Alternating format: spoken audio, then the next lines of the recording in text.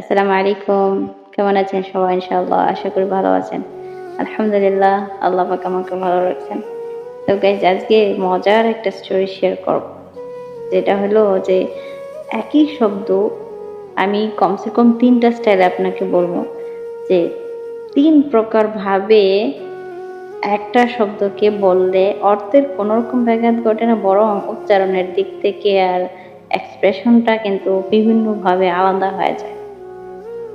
এখন বলতে পারেন যে এটা কিভাবে সম্ভব আর কোন শব্দটাই বা এরকম হয় বেশিরভাগ ক্ষেত্রে। আমি যদি আপনাকে সহজ করে বলি তাহলে আপনি খুব ভালো করেই বুঝবেন। So guys, already you know that well I'm from Bangladesh, right? আপনারা সবাই ইতিমধ্যে জানেন যে আমি বাংলাদেশের সন্তান। কেউ যদি আমাকে আসলে অপরিচিতভাবেও যদি কেউ জিজ্ঞেস করে, হ্যাঁ? যে আপনি কোথাকার? আমি একদম সিম্পলি বলি যে আমি বাংলাদেশের সন্তান। আমি কিন্তু বাংলাদেশের সন্তান কথাটা একটু খেয়াল করবেন। আমি বাংলাদেশ শব্দটা একদম সিম্পলি উচ্চারণ করছি। কিন্তু একই শব্দটা যে বিভিন্ন রকম হয়, এটার প্রমাণটা আমি আপনাকে এখনই বলতেছি। যে মনে করেন যে আপনাকে কোনো একটা ইংলিশম্যান, যার ভাষাটাই ইংরেজি, যদি আপনাকে প্রশ্ন করে, Abdur Rahman, where are you from?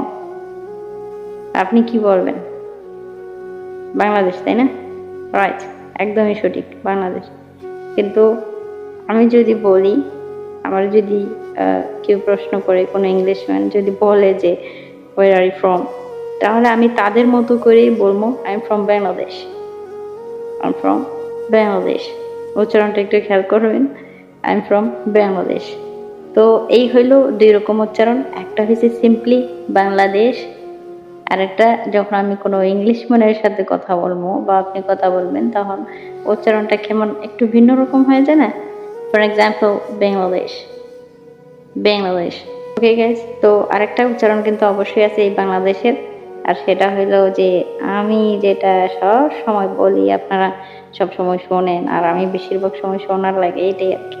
আমার প্রায় সময় অনেকেই এখানকার মানুষই আমার প্রশ্ন করে, মানে হিসাব ছাড়া যে পরিমাণে আমার কাছে এই প্রশ্নটাই আসে, সরাসরি করে, হ্যাঁ, আমার জিজ্ঞেস করে। আরবিয়ানরা আর কি, আরবিক কথা বলে কি যে অ্যান্টি মেনুওয়েন, অ্যান্টি মেনুওয়েন। অনেক সময় জোর দিয়ে এরকমভাবেও বলে যে অ্যান্টি আসলেন মেনুওয়েন। প্রথমত বলছে যে আমি কোথাকার, আর দ্বিতীয় কথায় বলছে যে আমি আসলেই কোথাকার। মানে তখন আমি তাদেরকে যখন উত্তর দিই, হ্যাঁ, তখন উচ্চারণটা একটু খেয়াল করবেন যে বাংলাদেশ শব্দটা আমি কীরকমভাবে উচ্চারণ করি। যখন আরবিয়ানদের কোনো এই প্রশ্নটার উত্তর আমি যখনই দিই, তখনই এরকমভাবে বলি যে আনা মিন বাংলাদেশ। গাইজ খেয়াল করবেন উচ্চারণের ক্ষেত্রে একটু, আনা মিন বাংলাদেশ, বাংলাদেশ।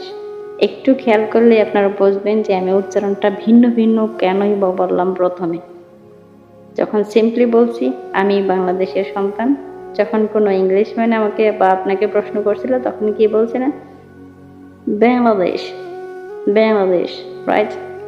তারপরে যখন কোনো আরবিয়ানরা আপনারই প্রশ্ন করছে, আপনার উত্তরটা দেয়া লাগছে, আপনি কোথাকার, তখন উচ্চারণটা কি করছেন, বাংলাদেশ। গাইজ আমি এই জন্যই বলছি আসলে একটা শব্দ কত ভিন্ন ভিন্ন রকম ভাবে উচ্চারণ হয়। গাইজ কেউ কিছু মনে করবেন না, মাফ করবেন। আসলে এটাই আর কি বোঝানোর জন্য চেষ্টা করছি যে একটা শব্দ ভিন্ন ভিন্ন ভাবে উচ্চারণ হয়, কিন্তু অর্থের কোনো ব্যাঘাত ঘটে না। ঠিক এই শব্দটাই যেটা আমি এতক্ষণ পর্যন্ত বোঝানোর চেষ্টা করছি, বাংলাদেশ, বাংলাদেশ, বাংলাদেশ। ওকে গাইজ, তো ভালো থাকবেন সবাই, সুস্থ থাকবেন ইনশাআল্লাহ। মজা করছি কিন্তু guys, don't take it seriously. ভালো থাকবেন সবাই, সুস্থ থাকবেন ইনশাআল্লাহ। আসসালামু আলাইকুম ওয়া রাহমাতুল্লাহ।